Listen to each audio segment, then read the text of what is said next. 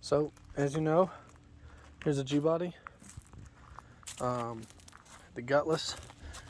To get these on here, I had to put these little spacers, 5/16.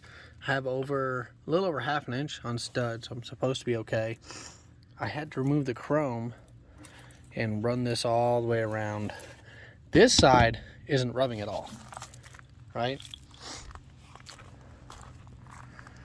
Oh, but painfully, this side put 2 marks in the tire. It's not damning marks, but I mean it's somewhere in here is grabbing it. So I'm gonna have to get a set of shocks, springs. I think I'm gonna go with the QA1s. QA1s take place of this shock and turn it into a coilover. So that spring and the shock become one unit, like a modern car, and it becomes a coilover up and down. I think I'm gonna do some single adjustables. Downside is they're $647. And on top of that, this is a low pressure. I think it's like 67 gallons per hour, but it's like 7 psi. It's a low pressure pump. I'm gonna use that as a lift pump and get a Holly. The Holly one is 100 gallon per hour, and run it in line with this one to run the correct fuel pressure up front. But right now, that little 305, it runs pretty good. I think I've already done a video.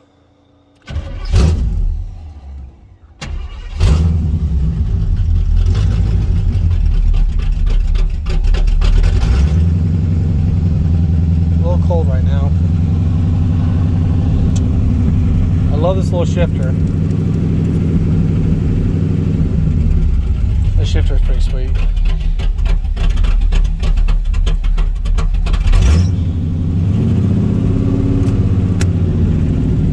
It's reverse, neutral, drive, second, first. That's first, second, third. Park. I mean, 305 runs really good. It runs really good for what it is.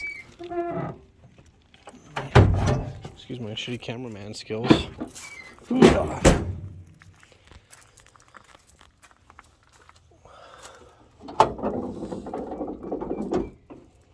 It's being optimistic, it's a good little motor. It runs very well for a 305. You'd be surprised. These little small displacement ones usually don't have any oomph to them, but with the stall, it picks up pretty good. But this needs to come out. I need to yank this out.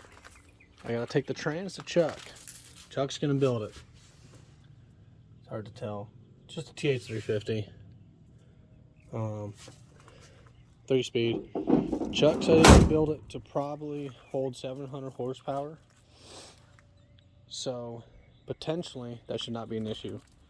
I think 700 horsepower would be a very, very good goal for me to try to achieve. Because 700 horsepower $700 is not going to be what I'm going to be doing with the motor in it. First thing that's going to happen is everything's going to get mocked up, put in. I'm going to run it all motor. If I can see them, I put them somewhere in here. You can imagine. Let's walk around here. Man, I've lost my mind. There they are. Got these bad boys. These are eBay headers, man. Let me see.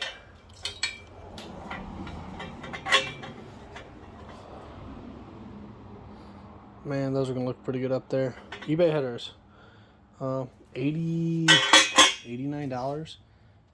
I had to get the shorties because I don't know if you noticed, G-bodies are not known for a whole bunch of room. Steering shaft on this side is super close, so you have to get something that's tight.